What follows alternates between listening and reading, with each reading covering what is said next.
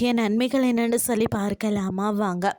புதினாவை நாம் கொஞ்சமாக பயன்படுத்தினாலும் உடம்புக்கு தேவையான சத்துக்களை அது கொடுக்கும்னு தான் சொல்லணும். இதில் பார்த்திங்கன்னா கலோரிகள் குறைவு, நார்ச்சத்து அதிகம்னே சொல்லலாம்.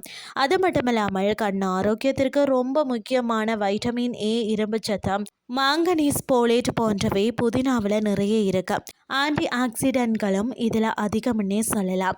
வயிற்று வலி, வயிற்று உப்புசம் இது போன்ற அறிகுறிகளை கொண்ட இரிட்டபிள் பவல் சின்ட்ரோம் பாதிப்பை குறைக்க புதினாவில் உள்ள மென்தாள் உதவுகிறதுன்னே சொல்லலாம்.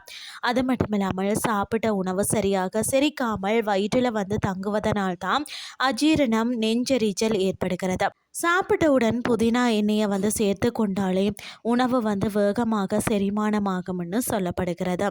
புதினா எண்ணெயின் வாசனையை சுவாசிப்பது மூளையின் செயல்பாட்டை தூண்டுமா.